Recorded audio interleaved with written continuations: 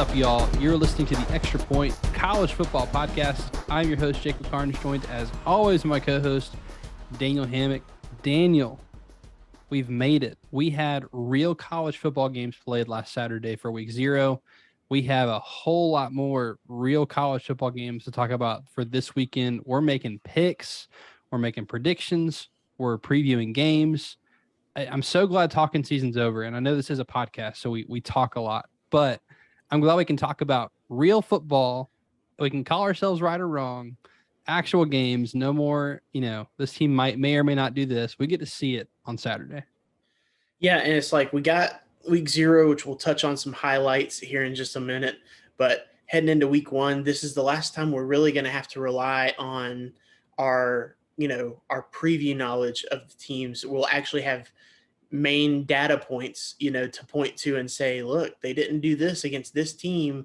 And, there'll be some that are more tough than others to flush out because, you have to weigh in what their opponent was and everything like that. Some things we won't get until conference play begins in a few weeks, but nonetheless, it's going to be nice to have data points to just point to and say, hey, they are one of the most efficient teams in the country. They are one of this, they're one of that. And we get to kind of see if some of these preview metrics correlate positively with what we think of these teams and what they actually do on the field. Speaking of data, we actually got some new data in, not just from this weekend, but last week as well. So we have our updated preseason XPR heading into week 1. We posted that on our social media. You can follow us at the Extra Point Pod on Facebook and Instagram. You can follow Daniel on Twitter at Deep South Daniel, me on Twitter at Jacob Carnes with a K. So we'll have all our stuff there. We'll keep that updated throughout the season. Hey, let's talk about week 0. So we had some real football games, and Daniel, hit me with your biggest takeaway from Saturday.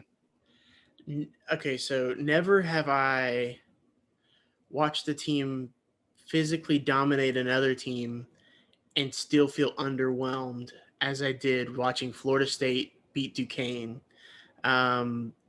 I felt like Florida State, they kind of got their groove towards the end where they started to realize we're doing too much. Let's just be more talented and lean on them. They had a good rushing day towards the end.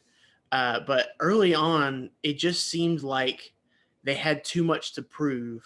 And if I'm glad that they had this game to start with rather than, like, for instance, this week they play LSU rather than starting with the big boy. But I was very underwhelmed by, the progress I was hoping to see. I was hoping it would look a little more clean, but I guess as I'm talking through this, if we're almost grading this as almost like a preseason game, then I think it probably helped them to cross some T's and dot some I's. I'm skeptical, though, when they start going against some bigger opponents, what they're going to be able to do, because I don't think that they do one thing extremely well that they can just like hang their hat on. And I think that's 300-yard rushers.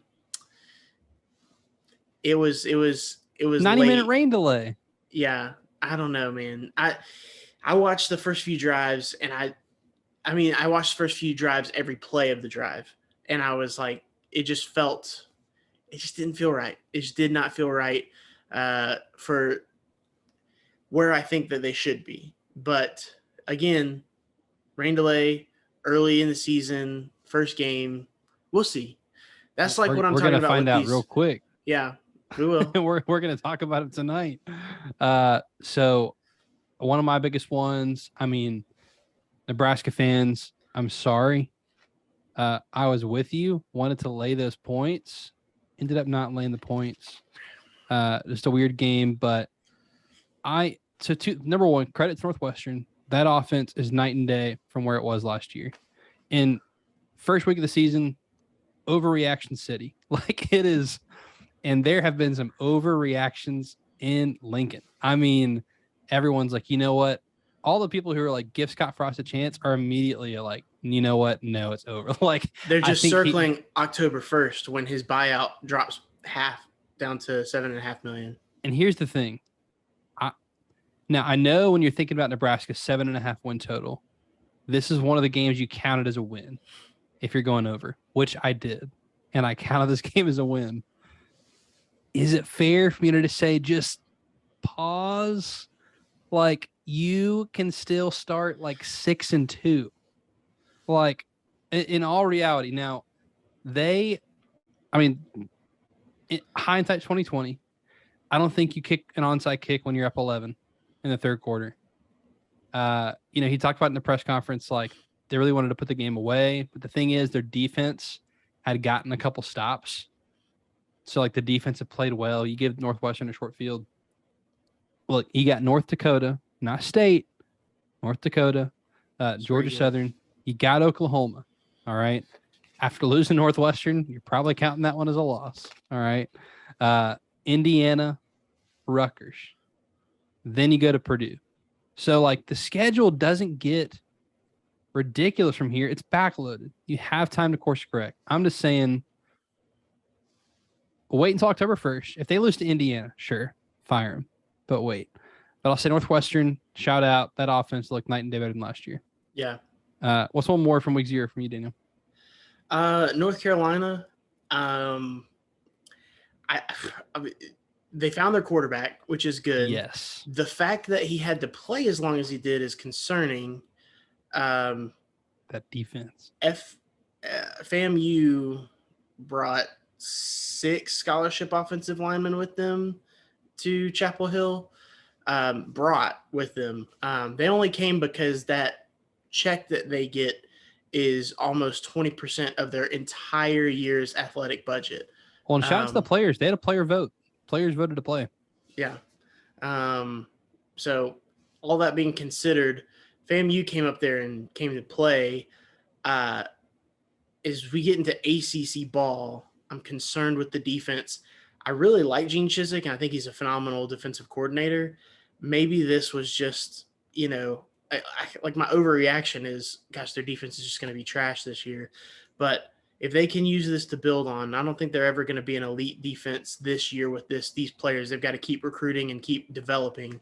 But they have to get that side of the ball figured out. The good news is every game they'll be in because they'll have a puncher's chance because of what they've got at the quarterback position. Drake May looked the part, and I think that, you settle down the jitters and all that kind of stuff. You get your first start out of the way. Now he can just be the guy. No one's questioning. I mean, he put 56 points on the board. So I'm excited to see where this goes from here. I don't want to diminish the fact that they had a big home win to start with, but it shouldn't have been a game in the fourth quarter. And he had to still kind of make some plays to pull away in the fourth quarter. So, we're judging on a harsher scale, but I'm excited to see what he does going forward. Love it. Last team out hit. Hey, shout out to Vandy. Dude, they did it. Here's the thing. And everyone's like, Barton Freeman. Oh my gosh. Barton Simmons, friend of the show. That's what I was trying to say. Yeah. Barton Freemans. Barton Simmons, friend of the show, general manager of Vanderbilt football. Hey, everyone's like, maybe Hawaii's really, really bad. But here's the thing. Vandy has been really, really bad. You can't count these wins with Vandy. No, when was the last time Vandy went and dropped 60 again? I should have looked this up before we started recording. They lost to East Tennessee State at home last year to open the season. So, yeah. They beat up on a real FBS team on the road. 4,000 miles away from their own house, from their own city. Brilliant to go take a 2-week vacation to Hawaii and then. Well, this is their bowl game. They're not going to get a bowl game this year. They got a bowl game to start the year. Did you know this, Jacob? Sorry, I didn't mean to cut you off. Oh, you're good. Because I still want to hear your thoughts on the game because I value your opinion. But did you know, I didn't realize this, up until the early 2000s, Hawaii, because it was 11-game schedules back then. Obviously, you go back and it was 10-game, 9-game schedules, all this. But Hawaii, if people scheduled Hawaii on their schedule, they got a 12th game for free. Like, they got to schedule a 12th game, and that's what benefited people to make the trip to Hawaii. So people would do it in the sense that, like, Alabama did it when they were on probation so that they would get a bowl game. They did it so that it would feel like a bowl game. Hawaii would always play 12 games. That was part of their deal as far as how the travel restrictions go. And that's what kind of led to everybody eventually having 12 games was having teams like Hawaii on. So, we have Hawaii to thank for the 12-game regular season schedule. Shout out to the Rainbow Warriors. Mm-hmm. I love that. But yeah, shout out to Vandy. Hey, Mike White looks like the real deal. He looked good at quarterback. They beat up on a team. Shout out to Vandy. Yeah. I don't know if we're going to get many Vandy shout outs in the show this season. So shout out to Vandy, week 0 champs. Was their first time scoring over 63 or over 60 points since like 1941? It's something like that. It's been a long time. Over an FBS opponent. So, yeah, phenomenal. Love it. Daniel, let's dive in. Week 1, real football. We got 7 games to talk about. So we're going to hit Pitt, West Virginia on Thursday, Purdue, Penn State on Thursday. We get to Saturday. We got Arkansas, Cincy, Georgia, Oregon, Florida, Utah, Ohio State, Notre Dame, LSU, and Florida State on Sunday. Daniel, what is a game we're not picking that you're excited to watch this weekend? Yeah, I feel like I'm probably stealing yours, just knowing you. But, I mean, UNC and App State. This one has gone back and forth as far as the line goes. I think I got it early this week on our picks as a pick 'em. Right now, I think it's 1.5 in favor of, let me look, UNC. Who'd you pick? I took UNC with the pick. Okay. But dude, if you get in a day earlier, at one point on Sunday, App was favored. Wow. Yeah. I mean, it's like a point, but still though, going back and forth. So, but obviously this game means a ton to App State because it's a battle for the state of North Carolina. So North Carolina has to save face by winning. There's more pressure on North Carolina. That being said, if you're just talking about quality of team, not program, team, App State might be just as good, if not better. We're gonna have to see how this plays out, but it's definitely one of those. It's in Boone, North Carolina, so it's gonna be at App State. So I'm excited to watch this one play out on the field. I do think that a principle we've adopted the past couple of years, Jacob, with these week 0 games, playing kind of that preseason role, giving a team a little bit of an upper hand from what it would be. So UNC's kind of coming in already having some answers, having some data points. And so I think that they might feel a little bit better about themselves coming in than they would had they started with App State.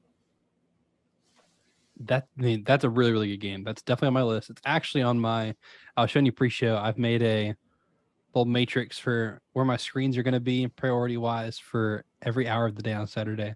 That is my number 1 noon window game. So I will pick. I'm mention another one that I have as a screen 1 game that we're not talking about. Oregon State, Boise State. It's a 10:30 kick. That's why it's screen 1 because that's why it's screen 1. But it's the late kick. But that's a 3-point we'll probably be line recording right now while that game is on. That's right. So we'll have a live update Saturday night while we're recording. That'll be a phenomenal game. Mountain West and Pac-12, Oregon State, I'm very high on this year, so would love to see them come out and beat a really good Boise State team. And then South Carolina, Georgia State. This is a sneaky game. And I think most fans would look at South Carolina's schedule and just like go win, win, win, and you're going over Georgia State. And then you look and you're like, is that line only 12.5? And it's like, really? 12.5? That is a sneaky game. I'm not touching it. It's on your picks, and I like taking the points with Georgia State. I'm not touching it because I think South Carolina could come out and run them out of the building. But is an upset off the table? Someone's going to get upset this weekend. Dude, Panthers are sneaky, man. They don't walk around during the daylight. They're sneaking up on you. So someone's going to be upset on Saturday. Well, and here's the thing. Georgia State's got the track record of playing these SEC teams really closely. Auburn. It means a lot. Auburn, Tennessee, like it means a lot to them regionally. Throw in the extra. Sean Elliott was at South Carolina before he became head coach of Georgia State. He was their defensive coordinator. I mean, I just think it matters a lot. And Georgia State's got a quality ball club for the level that they play of group of 5. So, it's not going to be a cakewalk. 12.5 points. That's a lot of points for old South Carolina to be laying. So show you another sneaky one. NC State is traveling to East Carolina. That's an 11.5 point spread. So for all the top 10 NC State people, why is that game only 11.5? Mm-hmm. It's interesting. All right, let's talk about the rest of the games we're going to talk about. So, Daniel, let's start with a rivalry game. Thursday night, the Backyard Brawl, which is a phenomenal name for a rivalry game, especially for this rivalry. Pitt is hosting West Virginia. This will be a beautiful uniform matchup. I don't know how I missed this, but in June, West Virginia announced their Country Roads uniforms. And here's the thing, I'm a very classic uniform guy, so little detailed stuff I'm not always a big fan of. Dude, these uniforms are great. So, and then Pitt's normal home uniform is also phenomenal. So, I love a good uniform matchup. This will be a great uniform matchup, a battle of former USC quarterbacks and teammates. Daniel, Pitt is a 7.5-point favorite. Where are you going in the Backyard Brawl? I think that this line is where it should be based on what we know about these teams. Week one, you're always going to have probably the largest variance of anything because you're still kind of guessing because especially with the transfer portal, just how all these things are moving about. I think Pitt's going to have a really good defensive line this year. But this offensive line for West Virginia is going to be their best one in years because you've got all 5 returning starters. You've got some real talent on there. And I think it's going to neutralize Pitt's best attribute, which is their defensive line. I don't think it's going to completely shut it down. And I do think that Pitt wins this game. But 7.5 points is a lot to lay for Pitt. I think that in a rivalry game, if a touchdown will get me with the points, I'm going to take West Virginia because if West Virginia loses a close game, then I still get it by taking them with these points. I think that's just the right side to be on for where I'm expecting this to be. I'm also interested, obviously, we've mentioned it a few times with the whole, the USC quarterbacks going back and forth. And then obviously the Graham Harrell offensive coordinator of West Virginia. The interesting part is that Graham Harrell was only the offensive coordinator for JT Daniels for one half of football. His freshman year, he wasn't the guy. So having him, it looked at that time like JT was taking that next step. Then he gets hurt, and then Keaton Slovis comes onto the. So this is really gonna be our first opportunity, save for hopefully JT Daniels a full healthy season. He hasn't been able to have that yet since his freshman year. Hopefully, we get to see these two work at it the whole season. But I'm interested to see that dynamic, how that plays out. West Virginia has had a pretty salty defense over the past, several years in the Big 12. I want to see how that relates. But anytime it's a rivalry game, we get it on Thursday night, start the year. This game hasn't been played in, 5 years? Maybe longer than that. It's been a minute. So I still remember in 2007, shout out Taylor Davis, big West Virginia fan. West Virginia is number 2, I believe, and looks like they're on their way to be in the BCS national championship game. And they had signs when they were playing Pittsburgh at the end of the year, and they believe it said something like just a pit stop on the way to the national championship. And then unranked Pittsburgh beat them that night. Just a phenomenal game. And that was obviously 2007 was a phenomenal year for college football. 13-9. They won that game. It was gross. And I loved every minute of it. So, upset city. But I do think Pitt wins the game. I'll say that. I do think Pitt wins the game. I think it's close, though. I'm going to take West Virginia in the points. So, by the way, it's been since 2011 was the last Backyard Brawl. So it's been a minute. What is the effect of losing Kenny Pickett, the first quarterback taken in the draft, Jordan Addison, your Biletnikoff Award winner, Mark Whipple, your offensive coordinator? What does that affect? I think sometimes I do get annoyed with how much stock is put in, like you just focus on what they lose and not what they might have on their roster. Now, again, with Keaton Slovis, you might think like we're fine at quarterback. I do think Mark Whipple leaving will have an impact, and especially because of what Narduzzi's talked about. So Narduzzi's complained about how much they passed the ball last year. So they didn't run the ball that much. Number one, they ran the ball more than they passed it. They won the ACC championship, and you sent your quarterback as a Heisman finalist to New York. So maybe everything Mark Whipple did was great, and maybe so it makes me worried that Pat Narduzzi is just going to like, Overcorrect. nope, we are running this ball. And look, he's a great coach, whatever. Keaton Slovis, he had a 2.5 to 1 touchdown to interception ratio in his career so far, 7.9 yards per attempt. That's not that high for a quarterback at almost 8 yards per attempt. Pitt will have one of the best defenses in the conference, and I think the second best defensive line in the conference behind Clemson. West Virginia, pretty much a retooled offense. You bring in JT Daniels. This is a guy who comes in with a 2 to 1 touchdown to interception ratio for his career. That was almost 4 to 1 at Georgia during his time there. 10 yards per attempt as JT Daniels, which that is great for a quarterback. So the big question for the season is, can he stay healthy? He is healthy going into this game. So I think it's a non-factor for now.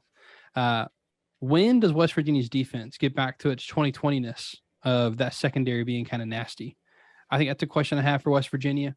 In this game, I do think the difference maker is going to be Pitt. I think their D-line is just too much for this game. I think that is the one area I can circle a giant mismatch.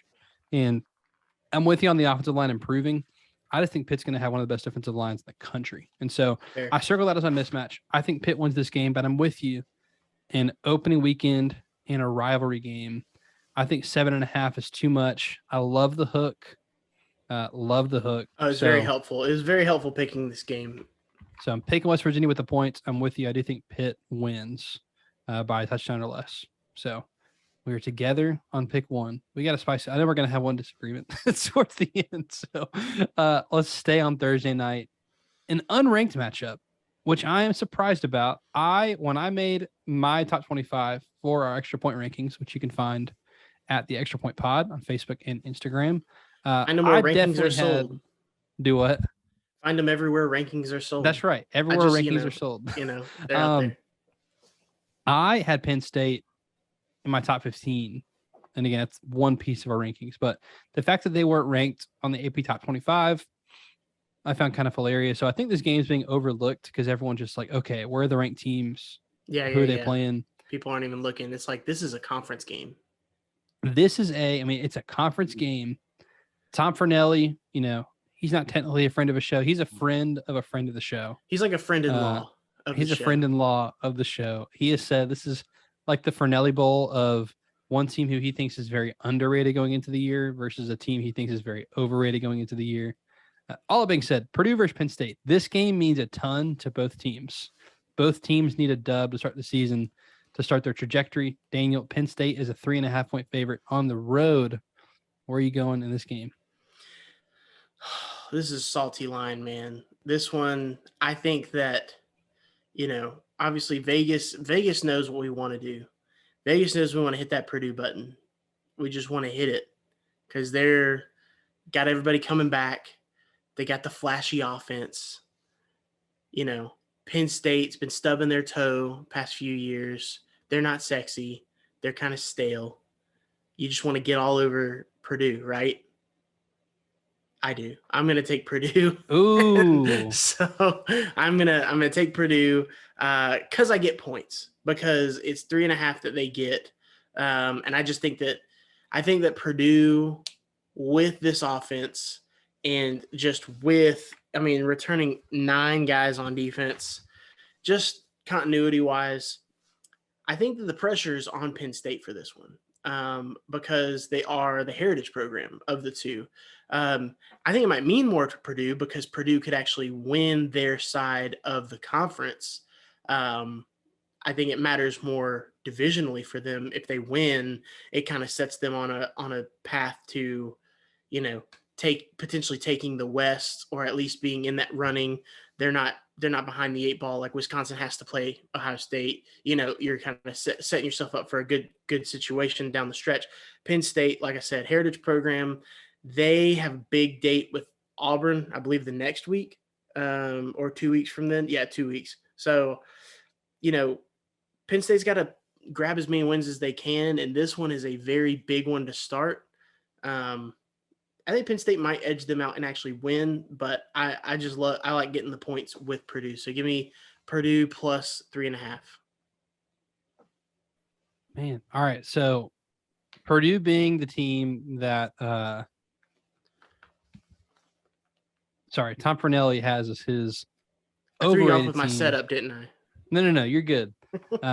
Penn State is the underrated team. So Purdue returns a ton from a team that won 9 games last year. Or did they win 10? No, they won 9 with the bowl game, 8-4 with the bowl game. Well, technically 8. They won 9. So Aiden O'Connell obviously burst on the scene last year. Another quarterback that doesn't get talked about as far as a former walk-on. So one point he was like the 8th quarterback on the depth chart here at Purdue. Crazy. So rush offense was abysmal last year. One of the worst in the country. They averaged 2.8 yards per carry last year. Purdue did. Defense did lose some key pieces on the defensive line. I don't think that needs to be overlooked. This is a Penn State team I'm very high on. We talked about it in our preview. This team changed last year when Sean Clifford went down. Again, this is a team that I think they suffered last year and they lost Sean Clifford for the season because they didn't have a capable backup. In 2020, this is a team that, again, was devastated by COVID. You go 1 year before that, I think people forget that Penn State was an 11-win team, like an 11-win Penn State team. And these past couple of years have kind of, the shine's gone on Penn State. Here's where I like Penn State. I'm picking Penn State to win and to cover. So they have good depth, like all over the field. But I'll say, last year I mentioned Sean Clifford goes down. It kind of wrecked your season. Now they've got a 5-star backup. And James Franklin actually announced this week that Drew Allar is running with the 2s. So, like, he has cemented himself as the number 2 quarterback. We might see him sooner than we thought. Nick Singleton, they are making Saquon Barkley comparisons, which I do not take lightly because he was a generational college running back. Offensive line is deep. The wide receiver room returns everybody outside of Jahan Dotson. So, underrated hire of the offseason, Manny Diaz coming in as Penn State's defensive coordinator. Number 1, he runs the same scheme as Brent Pry, so not a lot of change over there with scheme. Obviously, he was a phenomenal defensive coach before taking the head job at Miami. They replaced some front 7 guys, but the secondary is loaded with returning stars. I just think Penn State is too deep and too good to lose this game or not win it by a touchdown. So I like Penn State to win. I like Penn State to cover. I got to hedge my pick here. I'm ignoring the fact that I picked them to win 10 games this year, but I do think they beat Purdue, and I think they beat them by a touchdown on Saturday. So picking Penn State. There we go. Our first disagreement. Love it. All right. Afternoon games. Arkansas, Cincinnati. Cincinnati coming off of a college football playoff run. First group of 5 team to do it. Arkansas coming off of a 9-3 season with Sam Pittman in year 2. Arkansas sitting at home as a 6-point favorite. Daniel, where are you going with the afternoon slate? Let me start by saying I do think this will be a good game, but how much better of a game would it have been last year? Having these 2 teams play, and some might point and say, well, Cincinnati made the playoff and, Arkansas was 9-3. I'm like, well, power rate the 2 and they're next to each other, as far as last year goes. This year, Cincinnati loses a ton to the NFL, which credit to them. They developed a phenomenal, group where they had 2 corners drafted, edge guys, obviously a quarterback, running back. They just had all these guys drafted, which is great. They do have their highest recruit in their history as their starting quarterback this year in Evan Prater. So I'm excited to see kind of the fruition of that. He's a sophomore, so it's kind of like, hey, he's had a year in the system.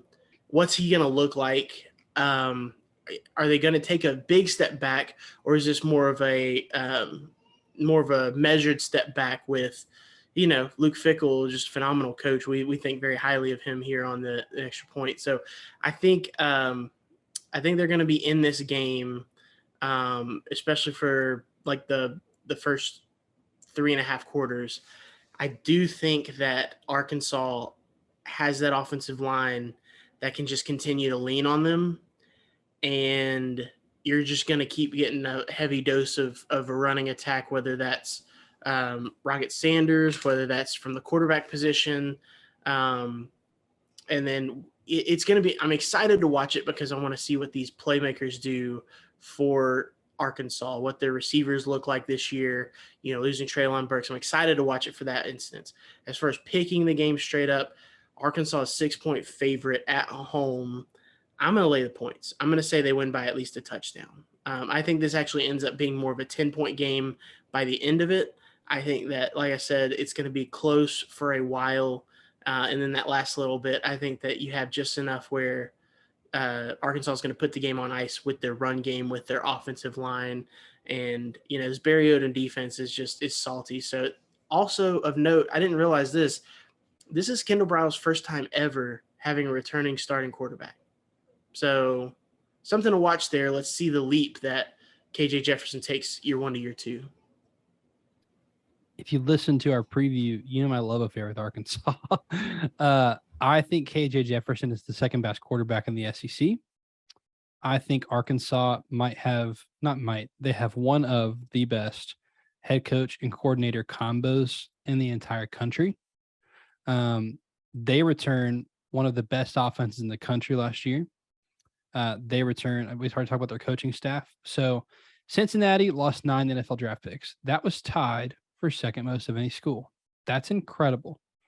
The downside of that is it's Cincinnati. This is not Alabama. This is not Ohio State. This is not Georgia.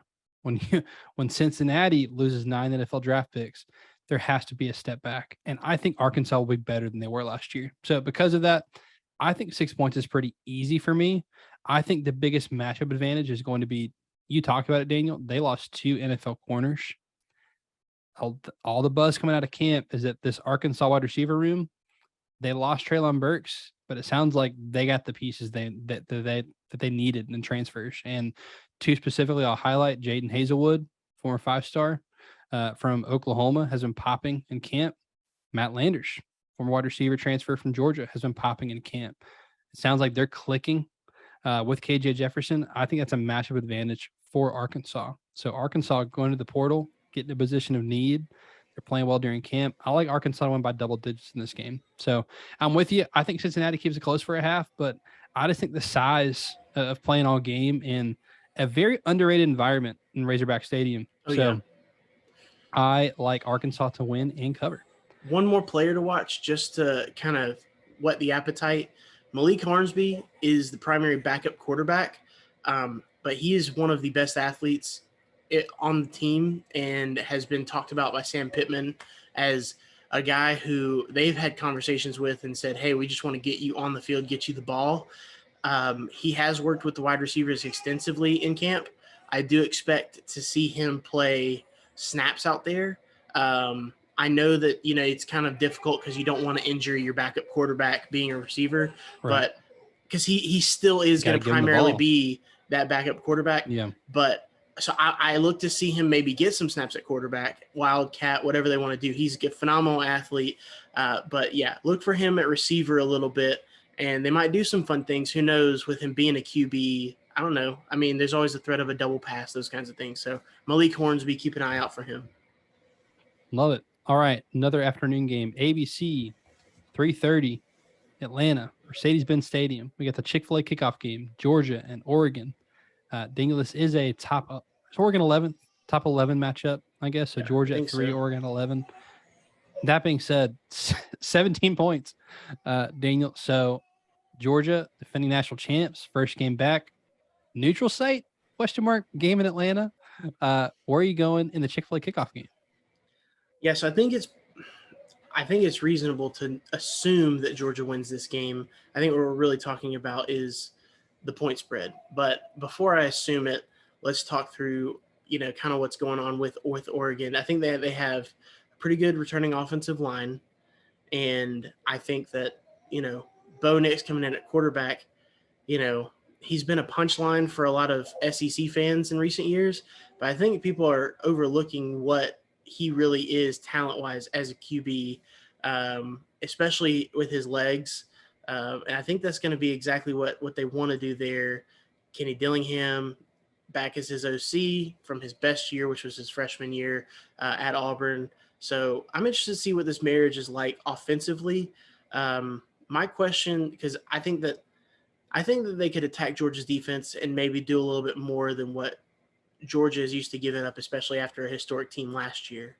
My question would be on the flip side: will Oregon be able to hang on with Georgia, defensively? Now, obviously, Dan Lanning's over there as the head coach, and he was obviously just with Georgia as defensive coordinator. That really it bodes well for them to kind of know what's going on. But I think that works both ways. I think that Georgia knows what Dan Lanning's probably going to try to do. So I almost think that they're just going to neutralize each other, and it's going to come down to the talent on the field. Now, two of the best inside linebackers in the country, maybe the best inside linebacker room, arguably with Justin Flo and Noah Sewell, is probably the best pair of linebackers Georgia's going to play on the regular season schedule. So my biggest mismatch is those Georgia tight ends versus everybody in the world.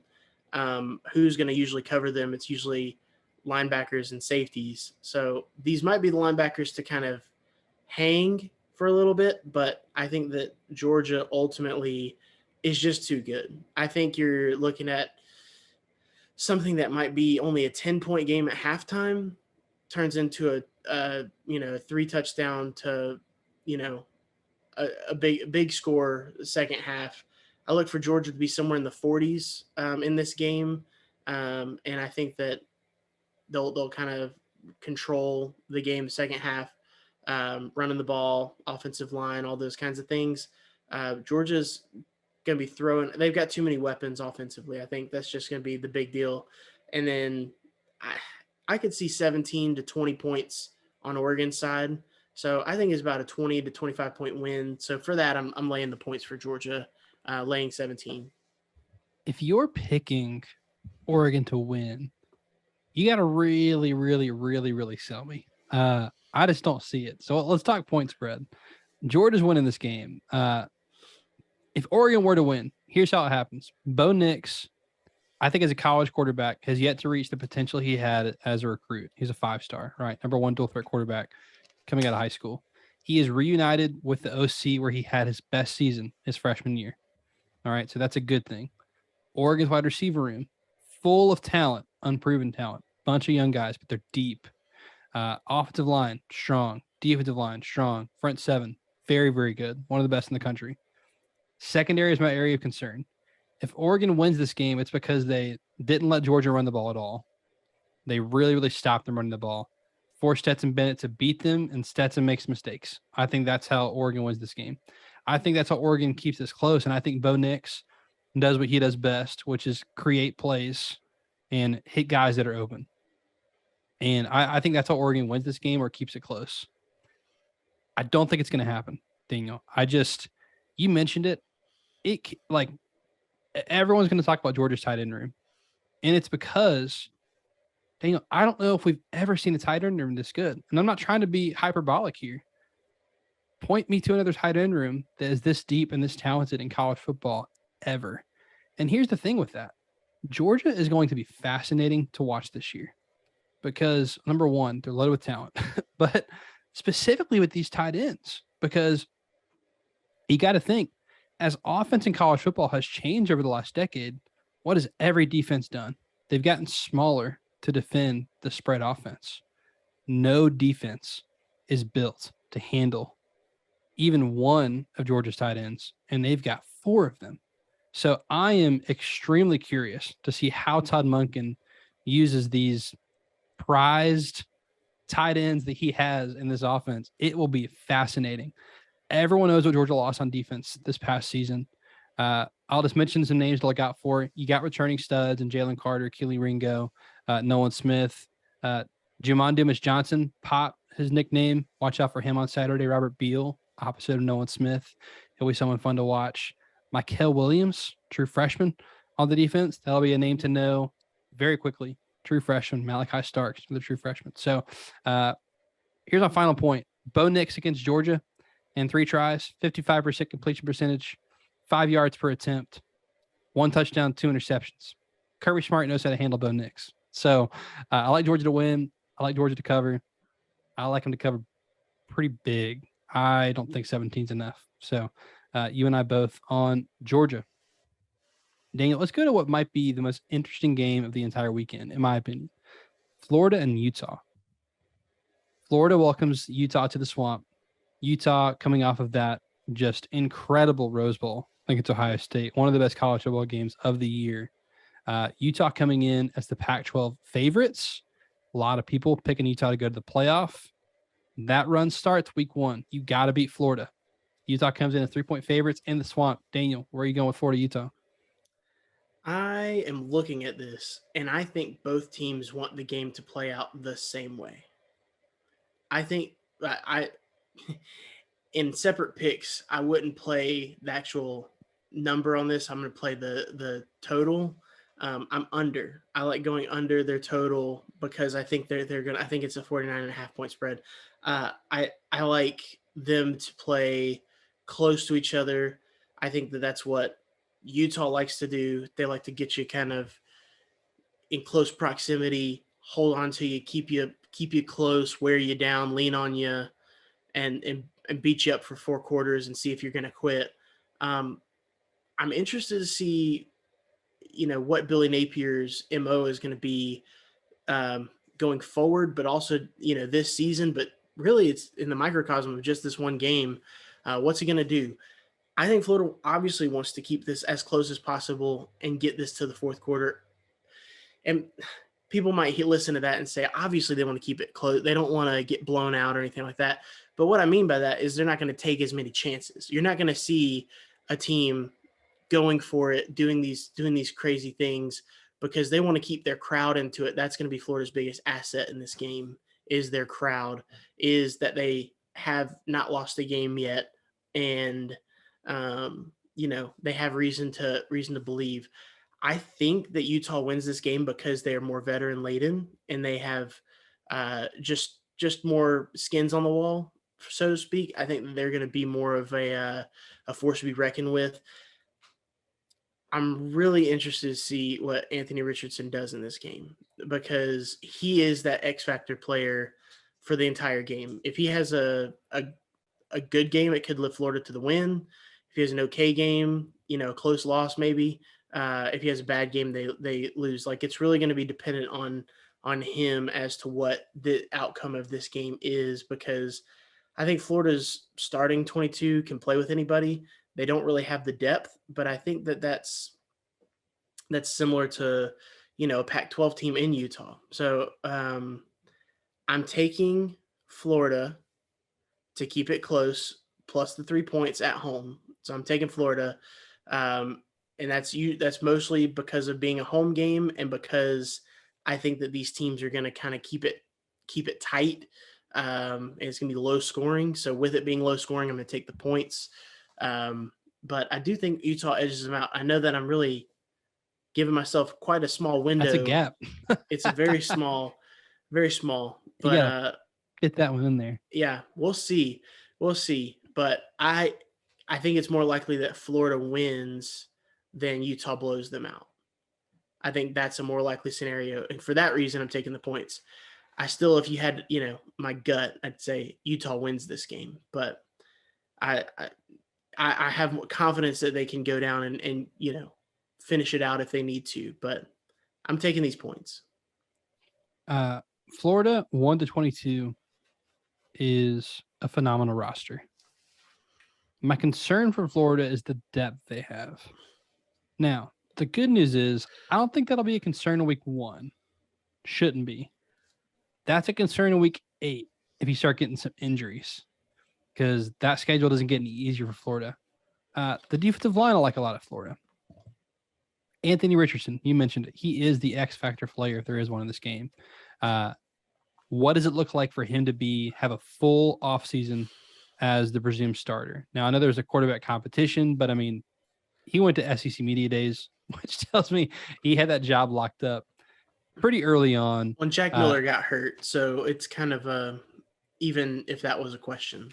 He might be the most talented player on the field Saturday night. Can be. Like that's the ceiling for him. Utah, though, man. Utah is the best team in the Pac-12. Cam Rising is a star. You mentioned it, like this is a tough brand of football that Utah plays. Their defense was phenomenal. last year. You saw what they did against a team who also likes to play hard-nosed football in Oregon, and they just beat them up twice. But then you saw they can hang with a team like Ohio State. They hung with them in the Rose Bowl. Like I walked away more impressed with Utah in a loss because I'm like, you hung with Ohio State for that long. All that being said, Daniel, it's a 3-point line. Saturday night when we record, we will be talking about an upset that happened on Saturday. I think this could be that upset. My X factor in the game is the swamp. Utah has never played in an environment anything like what they're about to face on Saturday night. And here's the thing. You're not getting the swamp that Missouri got in week 9 when they already fired Dan Mullen. You know what I mean? Like this is you're getting extra stanky undefeated. Swamp, like it's fresh. They're undefeated, right? With a new head coach, and hope is at an all-time high. And that version of the swamp is a dangerous place to play for any team. So ask Alabama last year. Alabama, who was head, shoulders, knees, and toes better than Florida last year, snuck out of the Gainesville 2-point game with a 2-point win. So I think my pick is that Florida pulls off this upset outright. And I think how they do that is they have great D-line play. They force Cam Rising to beat them on the outside. And Anthony Richardson's the best player on the field. I think they're going to have to score some points to do it because I think Utah's defense is phenomenal. So they're going to need phenomenal play of their offensive line. I've used the word phenomenal a lot. I think I overuse it, but I'm picking Florida to win outright. This is my upset of the week. And I won't be at all surprised if Utah just comes out and they're just the best team in the field Saturday night. But I just have this sneaky feeling that the Swamp's going to be the MVP of the weekend and Florida's going to wreck Utah's playoff hopes in week 1. And the reason I say that is, you're going to think, well, it's just one loss. This is like the 6th best team in the SEC facing the best team in the Pac-12. And that's that's saying something, saying that Florida's the 6th best. That's me thinking Florida's really good. That's at their ceiling right now. Utah has to have this game. I don't think there could be a situation at the end of the year where 12-1, they ran through the Pac-12 and you're sitting here with an 11-1 A&M or a 2-loss Alabama, Georgia, 1 and it's like, well, they lost to Florida, who was 7-5 at the end of the year. And anyway, this game means everything. It's a big chess piece for sure. For both. And I'll say for Florida, look at their schedule. They play Kentucky the next week. They got an FCS school. Then they got Tennessee. This will define the front half of their season. If they win this game, you're going to have all the momentum to go and beat Kentucky, beat Tennessee. You lose this game, you're limping into those 2 games. So Florida, this will define the start of their season, this Utah game. So you and I both on Florida plus the points. Let's go to the big one. Again, I said the best game will be Florida-Utah. We have a top 5 matchup at a college campus, which is incredible. Ohio State, Notre Dame, number 2, number 5, 2 historic programs. Great fan bases in primetime on ABC, and Ohio State is 17.5-point favorites. So that's a lot of points for a number 2 and a number 5 team. Is Notre Dame overrated? Maybe. Daniel, where are you going with this matchup in Columbus? I think they're rated properly. Jacob, you and I talk about extensively, usually, especially in the offseason, the 3 teams that we think are head and shoulders above the rest. And that's Alabama, Ohio State, and Georgia. Is based on, a lot of factors, mostly to do with recruiting, roster management, team talent composite, blue chip ratio, all of these items, coaching. They don't have a weakness. None of these teams have a weakness in any of those areas. They check all of those boxes. We usually will say that you have those top 3 and then everybody else, the field. So it's funny that we talk about Georgia, who is number 3, playing a number 11 team, having about the same point spread as the number 2 team playing the number 5 team. But that really is that next group of teams after number 3, 4 through 12 or whatever.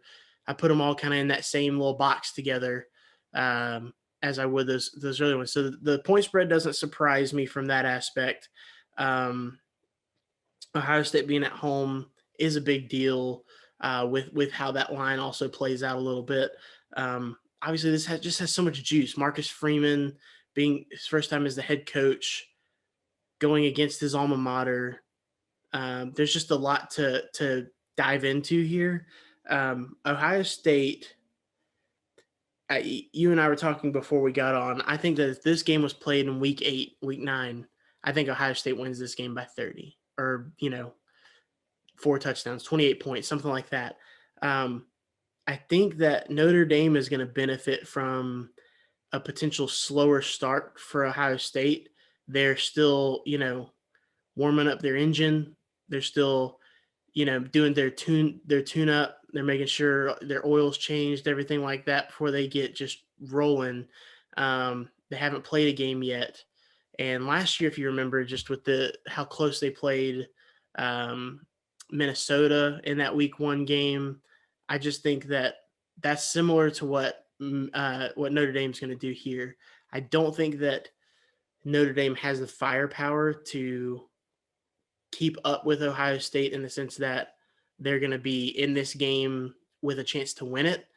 The way I see this game playing out is they're able to run the ball a little bit more than Ohio State would like and just hang around, get the ball to Michael Mayer at tight end, spread it around to the receivers a little bit. They don't have a ton. I know that's going to be a big issue.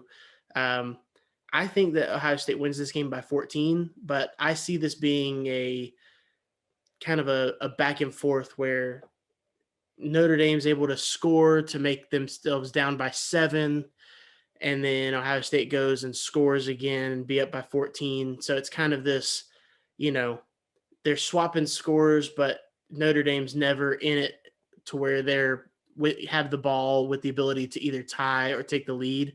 I think it's going to be a big lead change game, anything like that. I think it'll seem like a controlled Ohio State win. I just don't think they run away and hide from them. I think that Notre Dame is too good, and I think the stage is too big week 1 for that to happen. I think it'll be a little bit of a tight game, even though I think there'll be a lot of points scored. I don't think that either team is just going to fall flat on their face, and so neither team's going to run away. So I'm going to take Notre Dame. I'm going to take the points, 17.5.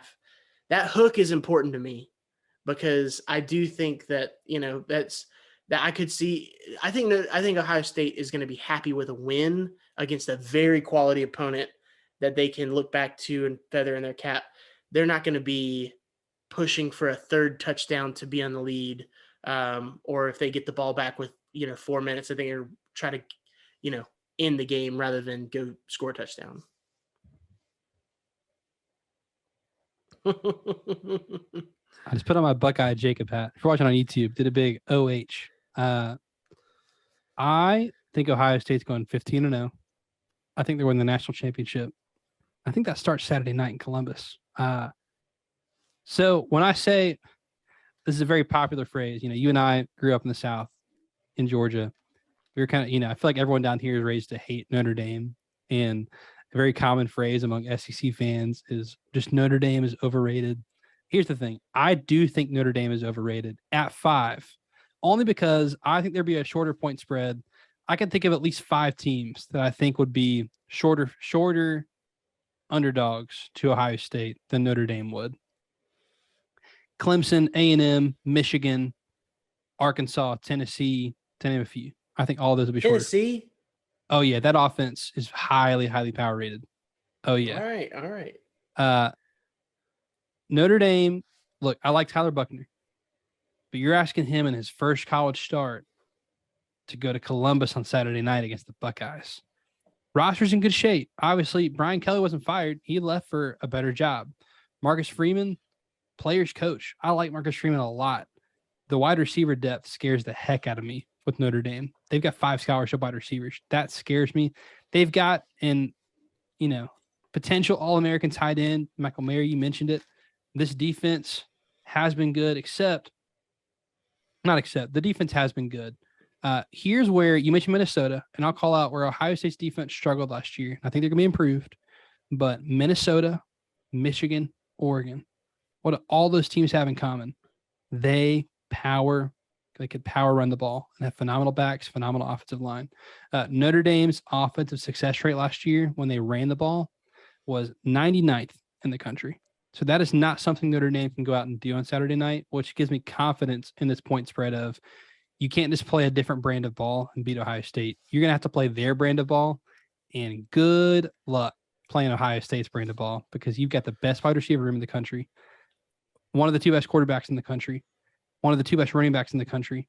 I think one of the two best offensive lines in the country.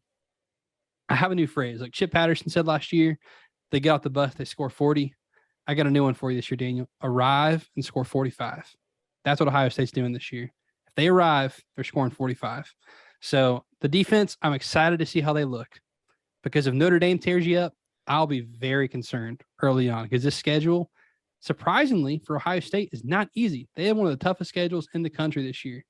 But Notre Dame does not have the offense to expose Ohio State's defense, I don't think. And again, I'll be concerned if they do. But the run to 15-0 starts Saturday night. Buckeye Jacob, I will be all season. And I like Ohio State to win. I won't be that bold. We're just going to lay the points. I like them to win big Saturday night. I wrote down a score. I'm going to keep that to myself. I'm keeping it here. I'm going to show you, and we'll see if I just want all the credit with none of the blame. So if I'm right, yeah. Shout out Michael Scott. All right, lastly, we got a Sunday and a Monday game, which is just so fun. We deserve this opening weekend. 5 straight days of great games of college football. Sunday night, another neutral site game in New Orleans, LSU and Florida State. Florida State, of course, already want to know. We talked about them coming off that win at Duquesne. LSU, a 3-point favorite? Technically in a home game? That's fishy. LSU, Florida State in New Orleans. Where are you going, Daniel? I think this is one of these by Vegas where they're like, you know what? We don't really know this brand of LSU right now. And FSU getting what I think is a very important first game out of their way by playing Duquesne and getting, a week jump on a week of practice, everything like that, where they're able to, play another opponent, grade themselves versus that. I think it's important for them. I have a principal that I'm interested to see if I'm going to play this year, which is a Fade Florida State principal. But I'm also super high on 10-2 LSU. So it seems obvious to me what I should do, and it's lay the points. That is what I'm going to do, but I'm going to throw away those principles for now. I'm not going to do this based on me saying that LSU is going to be 10-2 this year or that I'm concerned about Florida State in the long run, so I'm going to fade Florida State. I'm just looking at these two teams objectively. I do think that LSU is going to have things that they do well no matter who they play, and I think that starts with their receiver room. And then defensively, I think they're going to be able to get after the quarterback, even a guy like Jordan Travis who's quick. I think he's just not going to have a pocket to throw from. He's going to have to roll out for his, he's never going to be comfortable in this game. Like you said, it's in New Orleans. I see this being about a 10-point win for LSU. They're not going to run away and hide. It's not going to be a blowout. But I think they control this game from start to finish. And you see the different caliber athlete on the field between these two. So give me LSU, lay the points, -3. Love it. Yeah, you mentioned it. The reason this point spread's low is, I'm a data nerd. So I've looked at a lot of different power ratings. No one knows what to do with LSU. And actually, Bill Conley over at ESPN wrote a great article about it. The USC and LSU are two teams where the power ratings just don't have any idea what to do because of roster situation, coaching turnover. USC, especially with transfers coming in, it just, the numbers don't know what to do yet. So I don't think LSU is properly rated, or else I think this would be a higher point spread. You and I have joked in the offseason, Daniel, that, you're a big LSU guy this year. I just don't see it, but I see it in this game enough to lay 3 points pretty easy. The biggest difference is being the biggest matches I see, other than the fact that I think LSU's roster is just way more talented than Florida State's. But LSU's defensive line will be one of the best in the country. That is just hard to compete against. And Florida State's offensive line rebuilding has been a long-term project. Don't think it's complete yet. Also, I don't think Florida State's secondary is ready for LSU's wide receivers. I think it's another area of concern for me. Now, I think this game might be within a touchdown. And I think that's because LSU, Brian Kelly's talked about it. Their goal, I think if they, if you put a lie detector test on them, their goal is not to go 12-0 and win the SEC this year. Like Brian Kelly said, they want to show they're playing a different brand of football. And I think with that's going to come growing pains. I think with that is going to come some experimenting in week one, especially when you're not naming a starting quarterback. So I think you screw around with that kind of stuff a little bit, and you're going to keep Florida State in this game a little too long. But I do think LSU wins. I think they cover, and I think they look like the better team all night. So I just think there's too many roster mismatches for Florida State to keep this close. Although I hope it's a close game as a football fan. So I would love to see Florida State compete with LSU in New Orleans. That'd be a lot of fun. I've seen some Florida State fans saying #pack the garnet pants, and that's a good look, Florida State. So if you wanted to pack the garnet pants, know that I would be a fan because you'd love this uniform matchup regardless because you're all in on LSU's. Oh, they're the best. Well, that's the thing now. I'm like, well, then you're talking about white, the matchup itself. I don't know if I want garnet on garnet for Florida State. I take that back. Wear your gold pants if LSU's wearing their normal uniforms because those are the best uniforms in college football. Man, those are good. Those are sexy. I'm going to be watching this game with the biggest LSU fan I know, my sister-in-law. There you go. Family is from Louisiana. They'll be here. So excited. Hold that tiger, eat some shrimp, and, go Tigers. Daniel, this was a lot of fun. I love talking real games. We'll come back and see who was right, who was wrong to review. Daniel, we are both on West Virginia plus 7.5. We are on different sides of Penn State, Purdue. I'm on Penn State. You're on Purdue with that 3.5 point line. We are both on Arkansas as a 6-point favorite. We're both laying the points with Georgia. We're both taking the points with Florida. I got an outright upset in that game. I am laying the points with Ohio State. Go Buckeyes. You are taking the points with Notre Dame. And then you and I are both laying the points with LSU. You can follow him on Twitter at Deep South Daniel. You can follow me on Twitter at Jacob Carnes with a K. We will be back Saturday night to recap an awesome week 1 of football. Have fun watching football, everybody. See you.